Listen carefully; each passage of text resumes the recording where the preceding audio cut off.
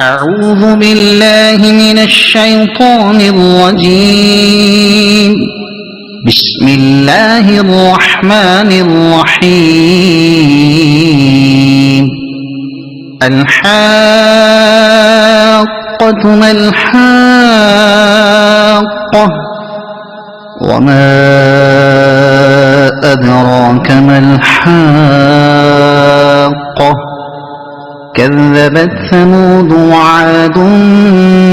بالقارعة فأما ثمود فأهلكوا بالطاغية وأما عاد فأهلكوا بريح صرصر عاتية سخرها عليهم 7 ليال و8 أيام حسوما فترى القوم فيها صرعا كأنهم أعجاز نخل خاوية فهل ترى لهم من باقية وجاء فرعون ومن قبله والمؤتفكات بالخاطئة فعصوا رسول ربهم فأخذهم أخذة رابية إنا لما طغى الماء حملناكم في الجارية لنجعلها لكم تذكرة وتعيها أذن واعية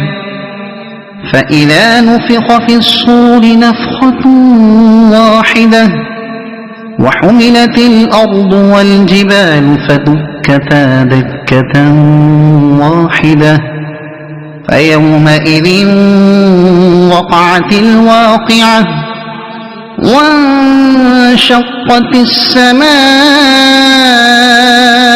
فهي يومئذ واهية والملك على أرجائها ويحمل عرش ربك فوقهم يومئذ 8 يومئذ تعرضون لا تخفى منكم خافية فأما من أوتي كتابه بيمينه فيقول هاؤم اقرءوا كتابيه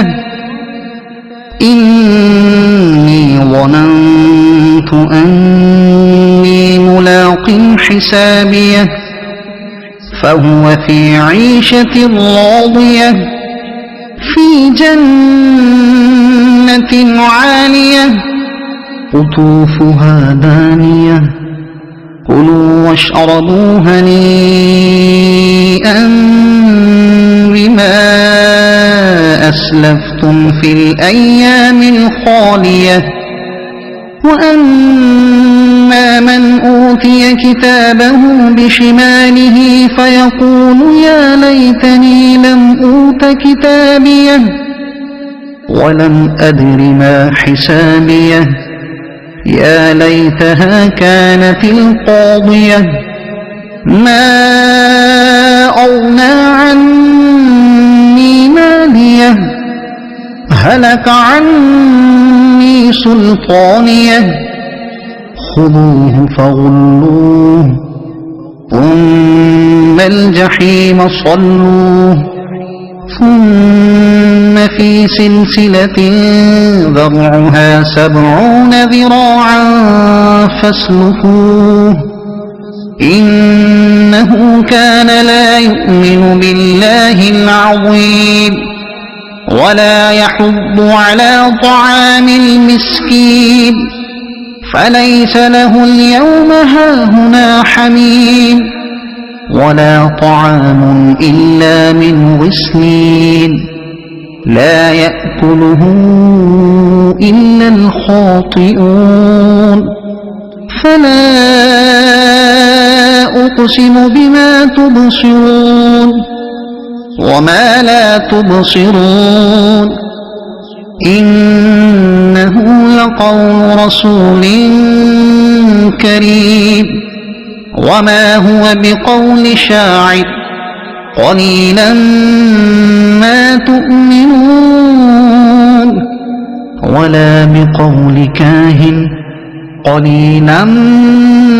ما تذكرون تنزيل من رب العالمين ولو تقول علينا بعض الأقاويل لأخذنا منه باليمين ثم لقطعنا منه الوتين فما منكم من أحد عنه حاجزين وإنه لتذكرة للمتقين وإنا لنعلم أن منكم مكذبين وإنه لحسرة على الكافرين وإنه لحق اليقين فسبح باسم ربك العظيم صدق الله العظيم.